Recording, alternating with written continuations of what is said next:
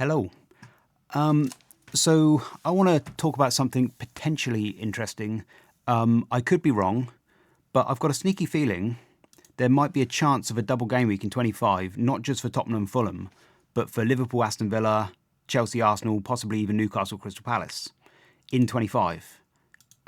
Because the logic around the Tottenham Fulham double that some people are saying, that you may have heard there's a possibility of a double game week for Tottenham and Fulham in 25.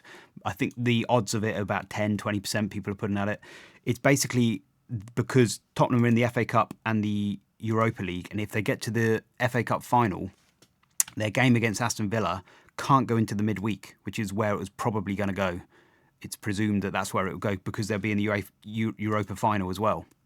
So their game against Aston Villa would have to get brought to 36, which means the game in the semi-final would have to get brought to 33, which means if they had a blank here in 29, it can't go into 33 or 36 now. And so there's a question of like, where does it go? And some were theorising that they might be proactive and put it into 25. And well, I think the same logic applies with the others because Liverpool and Aston Villa, the problem is, I noticed that Tottenham play Aston Villa and Liverpool in 34 and 37. So Tottenham, when they play Aston Villa in 37, it can't go into the midweek there, so it would have to go in 36, and the Liverpool game would have to go there. And therefore, Liverpool and Aston Villa can't go in 33 or 36 because they need to reserve it for Tottenham potentially against Liverpool and Tottenham potentially against Aston Villa. I think, now correct me if I'm wrong, it gets complicated trying to figure all this stuff out, and I may have missed something obvious, but I think that blocks it, and therefore that the same pressure that is forcing the Tottenham Fulham game to possibly get played in 25 is also being applied for the Liverpool Villa game. It may have to be played in 25. And to make things even more fun, so is the Chelsea and Arsenal because Man United play Chelsea in 37. So that complicates things as well because basically Man United, if they get to the final of the FA Cup and the Europa League, which they're currently both in both competitions too, then that can't go in 37. So Man United and Chelsea would have to come into 36. But then that means if Chelsea were to get to the final of the FA Cup as well, which is all very unlikely, but the fixture reschedulers have to work on the basis of possibility rather than probability. And if they were, then Chelsea versus Man United has to go in 36 as well, can't go in 37, which means the Chelsea versus Everton has to go in 33 rather than 36, which means the Chelsea versus Arsenal can't go in 33 or 36, potentially. They could get a blockage there, and so they may have to bring that forward to 25 as well. Newcastle and Crystal Palace isn't blocked by anything. They could just carry on as normal, but I do wonder whether, if that was the scenario where they're actually considering bringing all of them forward, maybe they would just throw Crystal Palace and Newcastle in the mix as well to be unbiased. Like, they don't want to make an announcement for the other three teams that they could have their double to 25 and not Newcastle and Crystal Palace, because it might sound like they're already presuming Arsenal are going to win or something, which is unlikely. But I don't know. But they don't have to put Newcastle, Crystal Palace there because there's no Newcastle, Crystal Palace aren't clashing with a Europa team. So I don't know if that's clear. So Tottenham and Fulham, they might have to bring that forward there. It's the same logic with Liverpool and Aston Villa and Chelsea and Arsenal, I think. And so Tottenham don't have to beat Liverpool in 24 for this situation, for there to be potentially a double in 25. Because even if Liverpool win, then the Liverpool-Aston Villa will be a blank, but they can't put Liverpool and Aston Villa in there or there because as long as Tottenham are in the FA Cup or the Europa League, they need to leave those slots free for Tottenham against Liverpool and Tottenham against Aston Villa there, I think. Yeah, and the same with Chelsea. And if Arsenal were to beat Newcastle, they'd have to put that in 25 as well. I think the presumption is they may make an announcement in 24, just before 24, a provisional announcement that contingent on who wins and gets through the EFL semis to the final, their blanks will go into 25. And then we'd have to just find out who wins here. When I first started hearing about this possibility of a double in 25, I presumed that it was more likely they would just wait. They'd wait until round of 16 because it's quite likely that this isn't going to happen. Like, it's quite likely that Tottenham or Man United will get knocked out of one of the FA Cup or the Europa.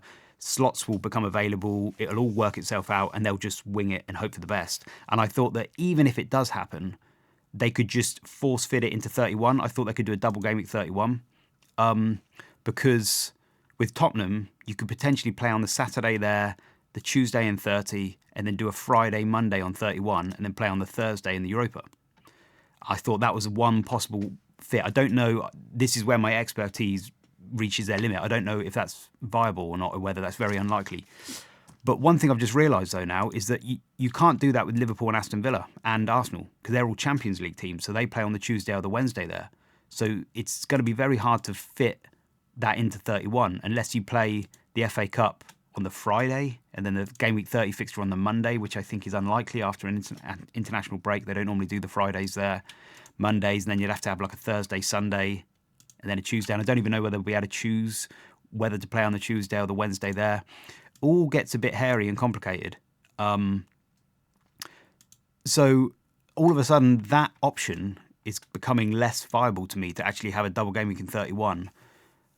So I feel like they're left with two options. They either wing it and hope for the best, and then, I don't know, maybe there's some trick up their sleeve I haven't seen, some kind of fixture juggling where they can squeeze these fixtures in. Maybe it's very complicated to work all this stuff out, so I may have missed something.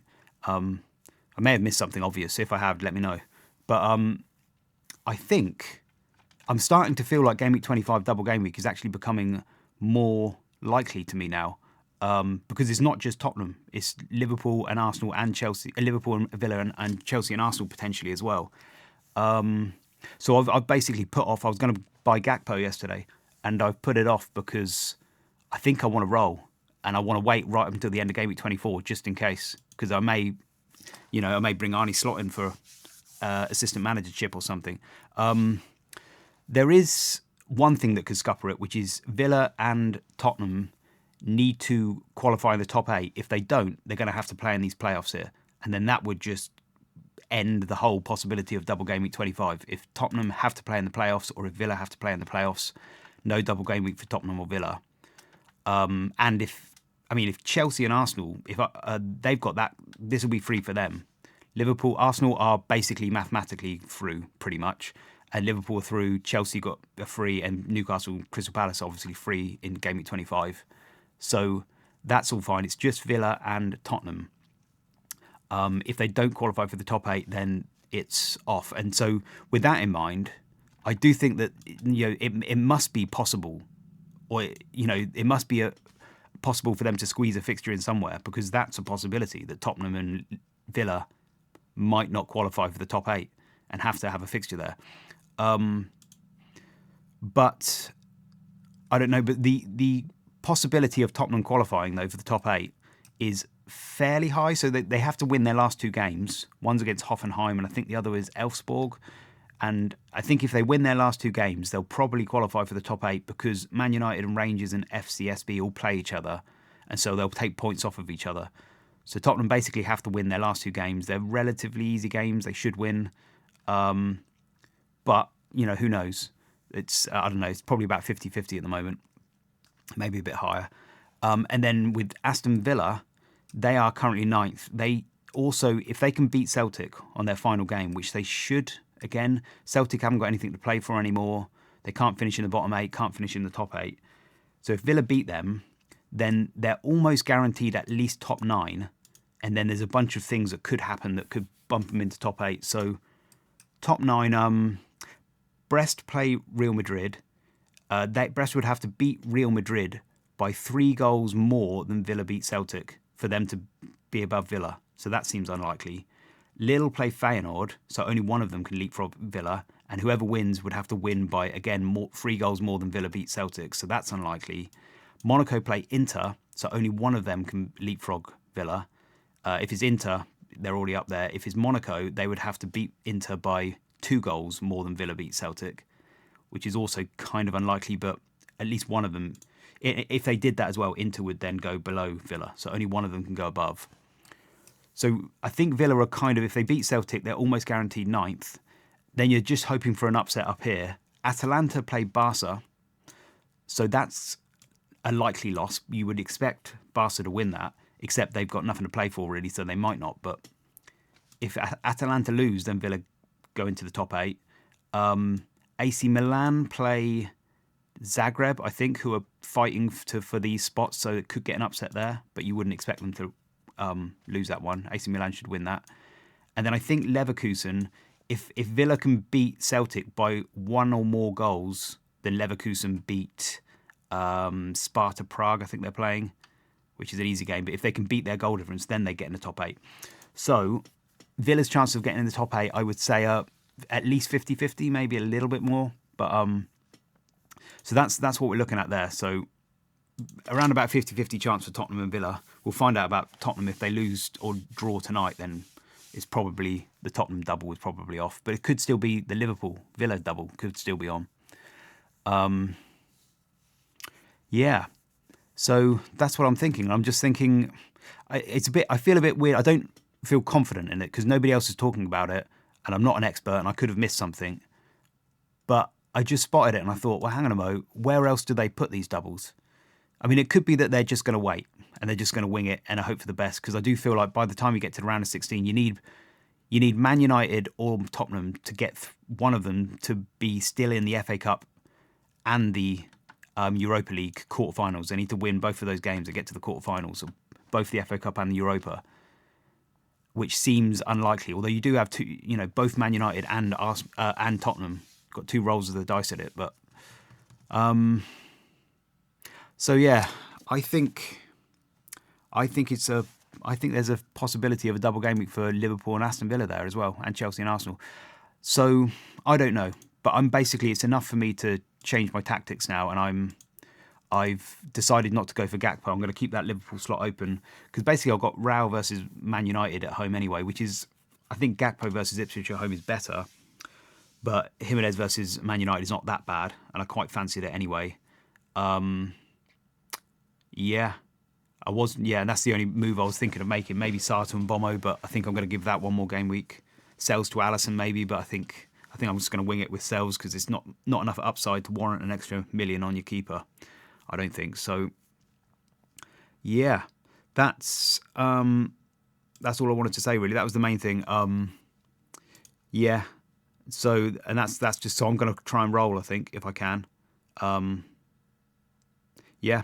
Benching headaches with Wood. Don't know what to do. I think at the moment I'm going to bench Wood, but that seems really foolish. I may end up benching Sarr, but I want to give him one more run out. I don't know. I'll see. And yeah, I've had 3 reds in a row now, so I need to kind of try and change that. But yeah, the rest of it's not very interesting. I won't talk about any of that. One final thing, interesting thing I thought was interesting, just to end with, is if you let me just refresh that. Defenders.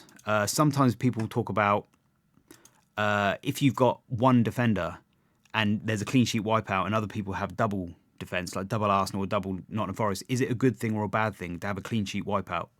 And I think I've stumbled on an easy way to work it out, which is you just add up the EO of all the defenders. So I've got Gabriel at let's just say 40%, let's say Ray is 20%, and let's call these 10% to keep the maths simple. Gabriel 40, the rest of them 20, 10, 10, that's another 40. That adds up to 80%. So when it comes to clean sheets and appearance points, collective points that they all share, then your EO for Gabriel is effectively 80%. So a clean sheet, you for the clean sheets and the appearance points, you're effectively getting 80% EO. But the individual points, goals, bonus, and yellow cards and whatever, they are 40%. Your effective ownership for them is 40%. Same with Nottingham Forest. They're under 100% at the moment. So one defender is fine. You're still benefiting. But if they ever go over 100%, so if Gabriel is 60%, for instance, and these guys are all 20%, that would add up to 120%. And in that instance, only having one would count against you. If you have a clean sheet, and appearance points would actually be worse if you've only got one defender and people have double, because it would be 120% for the clean sheets. So you have to be hoping for individual returns. So that was just a little thing I found interesting. Just add them up. If you want to know if your defender's good or not, just add them up, and that's 80% EO. If it's under 100%, you're still good for a clean sheet. Yep, and I will stop talking. I'll leave it there. Okay, thanks for listening. Bye-bye.